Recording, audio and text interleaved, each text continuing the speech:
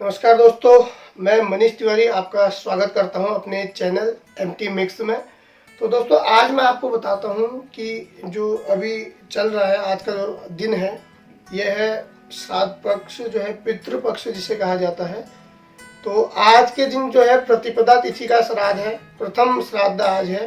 कल जो था वो पूर्णिमा का श्राद्ध था, कल से श्राद्ध लग गए थे, लेकिन आज पहला श्राद्ध आज है। तो दोस्तों, मैं आपको बताना चाहता हूँ कि हमारे जो सनातन धर्म में इसकी महत्ता है वो क्या है। थोड़ा जो मैं आपको बता सकता हूँ वो आपको बताने की कोशिश करूँगा। तो दोस्तों, इसमें जो हमारा पितृपक्ष है ये बहुत महत्वपूर्ण पक्ष इसको बताया जाता है।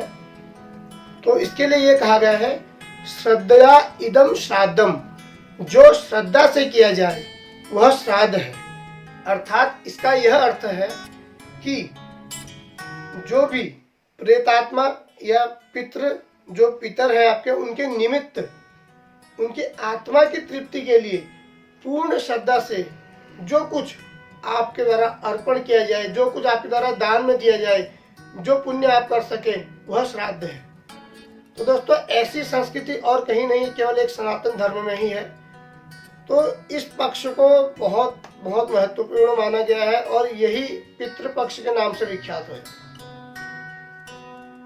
तो दोस्तों, जो इसका समय होता है, जो हमारा पितृपक्ष का समय है, वो है आश्विन कृष्ण प्रतिपदा से अमावस्या तक जो 15 दिन का समय रहता है, वह पितृपक्ष के नाम से जाना जाता है। इसमें जो भी पितरों का श्राद्ध होता है, इस निमित्त इसमें किया जाता है। दोस्तों, जो हमारा ये सनातन धर्म है, बस यही एक धर्म है जो कि माता पिता की सेवा को ही सबसे बड़ी पूजा जिसमें माना गया है। ये हमारे सनातन धर्म का में यही कहा गया है कि जो माता पिता की सेवा है उसी को सबसे बड़ी पूजा माना गया है। तो इस कारण जो हमारा जो हिंदू धर्म है, जो हमारी संस्कृति है, हमारे धर्म में जो हमारे पितृ हैं उनके उद्धार के लिए पुत्र जो है उसकी अनिवार्यता को बताया गया है कि पुत्र होना अनिवार्य इसीलिए है कि आपके कुल तारण के लिए, आपके जो माता पिता है, श्राद्ध के निमित्त, उनके जो श्राद्ध धर्म है, जो पितृपक्ष है, इसके निमित्त हमारे हिंदू धर्म में पुत्र को अनिवार्यता दी गई है। उसका कारण यही है। तो दोस्तों, अब मैं आपको बताता हूँ, जो भाद्रपद की पूर्णिमा से आश्विन कृष्ण पक्ष तक जो अमावस्या का जो समय है वो पितृपक्ष का समय है, जिसमें हम पितरों की सेवा हम करते हैं श्राद्ध के माध्यम से।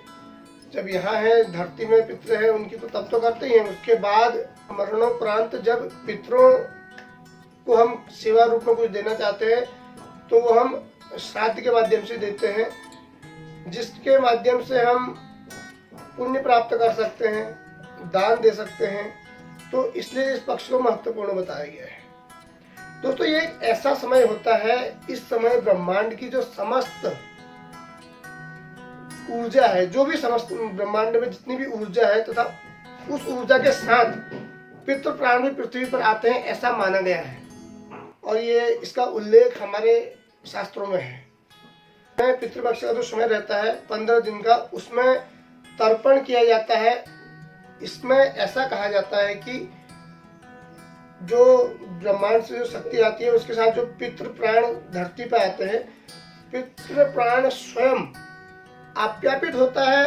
तो जो पुत्र है या जो परिवार का जो कोई सदस्य है जो पिंडदान कर रहा है या जो पितृ को अर्पण कर रहा है, जो पिंडदान कर रहा है, पुत्र है या चाहे परिवार का कोई सदस्य है, वो जौ और चावल का जो पिंडदान करता है, उसके पीछे मान्यता ये है कि ये माना जाता है कि उस पिंड से जो उसमें जो पुत्र में जो अंश लेकर, जो अंभ प्राण कहते हैं, जो अंश लेकर पुत्र पैदा हुआ है, उसका ऋण चुकता करने के लिए वो ये पिंडदान का हमारे जो सनातन धर्म में है वो बताया गया है कि पिंडदान करने से जो आपका जो आप अंभ प्राण लेकर, जैसे जो अंभ प्राण आपके द्वारा लिया गया है, जो अंभ प्राण आपके शरीर में पेश हुआ है, जो अंश आप हो, उसका ऋण चुकाने के लिए पिंडदान जौ और चावल से किया जाता है, ये बताया गया है सनातन धर्म में।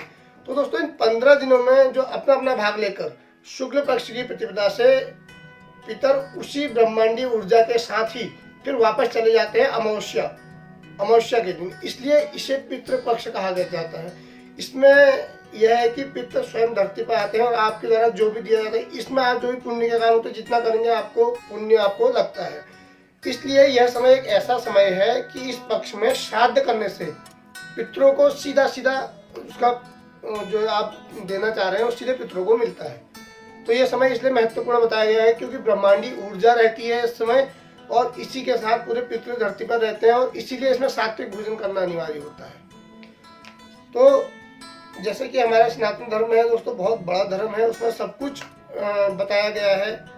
जो हमारे उपनिषद हैं, जो हमारे पुराण हैं, उनमें हमारे आराध्य जो हमारे प्रभु श्री राम हैं, उनके द्वारा भी अपने पिता दशरथ जी हैं, जटायु जी के लिए जो गोदावरी तट पर जलांजलि तिलांजलि जो दी थी, उसका उल्लेख भी इसमें है। इसलिए भी इसको कहा गया कि पुराने समय से चली हुई आ रही है। तो ये अभी नहीं, जो भी मनुष्य जन्म लेता है तो उसको ये कार्य करने होते हैं, इससे कि पितरों को जो आपका जो आपने जो मैंने बताया था कि अंश से जो आपको ऋण चुकाना होता है, उसके लिए ये अनिवार्य है।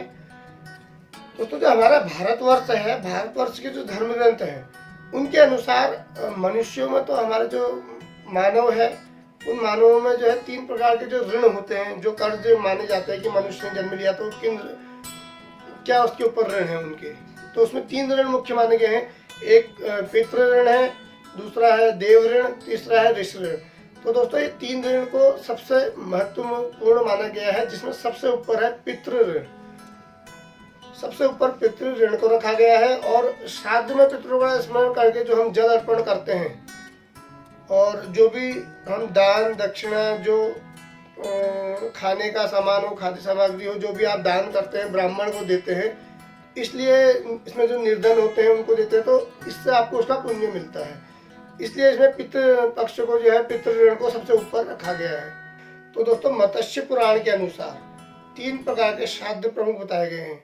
पहला है नित्य, दूसरा है नैमित्तिक, और तीसरा है काम्य श्राद्ध। तो दोस्तों ये 3 श्राद्ध है, मुख्य श्राद्ध बताए गए हैं। जो प्रमुख है वो तो 3 प्रकार के हैं। जो यम स्मृति में जो हम यम देवता का, यमराज जी का जो स्मृति में जो श्राद्ध करते हैं, वो 5 प्रकार के होते हैं। पहला है नित्य श्राद्ध, दूसरा है नैमित्तिक श्राद्ध, तीसरा है काम्य श्राद्ध, चौथा है वृद्धि श्राद्ध, पांचवा है पार्वण श्राद्ध। तो इसमें क्या महत्व है कि जो नित्य श्राद्ध है, इसको रोज किया जाने वाला श्राद्ध कहा जाता है, जो कि केवल एक जल मात्र से हो जाता है। और जो नैमित्तिक श्राद्ध है, इसको किसी एक निमित्त, मतलब कोई एक जैसे कि एकादशा का श्राद्ध हो गया, ऐसा कोई निमित्त है कि आपको हाँ ये इस चीज के लिए करना है। और जो काम्य श्राद्ध है, वो कामना पूर्ति के लिए किया जाने वाला श्राद्ध है। जरूरी नहीं आप कामना, भगवान से आप पितरों से भी कामना कर सकते हैं। अपनी कामना पूर्ति के लिए जो श्राद्ध किया जाता है वो काम्य श्राद्ध है।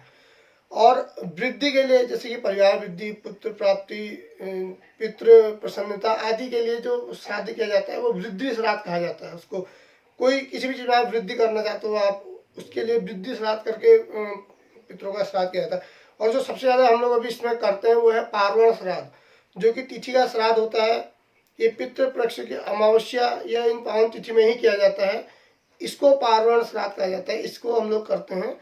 तो दोस्तों जो श्राद्ध जो है ये एक बहुत ही शुद्ध और साफ विधि से किया जाने वाला एक पितृ कर्म है, जो कि पूर्णिमा जो कल थी, पूर्णिमा, प्रतिपदा, द्वितीया, तृतीया, चतुर्थी, पंचमी, षष्ठी, सप्तमी, अष्टमी, नवमी, दशमी, एकादशी, द्वादशी, त्रयोदशी, चतुर्दशी, उसके बाद आती है अमावस्या। तो ये 15 दिनों का जो समय रहता है, इसको पितृपक्ष, श्राद्ध पक्ष इस नाम से जाना जाता है। और 6 अक्टूबर को जो है अमावस्या का लास्ट जो है श्राद्ध है। उसके बाद उस दिन जो है पितृ जो है समस्त ब्रह्मांड रूपी शक्ति जो अभी धरती पे है, जो पितृ उनके साथ धरती पे वो आपको साक्षात देख रहे हैं, सुन रहे हैं, उनके द्वारा जो 6 तारीख को जो अमावस्या होगी, उस दिन आखिरी श्राद्ध होता है। उस दिन समस्त पितृ रूपी जो धरती पे आते हैं, वही उसी ब्रह्मांडीय शक्ति के साथ वापस ब्रह्मांड को चले जाते हैं। तो दोस्तों ये मैंने जो भी हल्का थोड़ा बहुत मैं आपको बता सकता हूँ, अपने सनातन धर्म की संस्कृति से जुड़े हुए कुछ सांस्कृतिक जो हमारी संस्कृति है उसके बारे में जो आपको समझा सकता हूँ। जितना मुझे पता है वो मैंने आपको बताया है। तो दोस्तों मैं आपसे यही अनुरोध करूँगा, अपनी संस्कृति को बढ़ाइए, अपने धर्म को बढ़ाइए और जानिए अपने धर्म के बारे में। सुनने के लिए धन्यवाद। नमस्कार।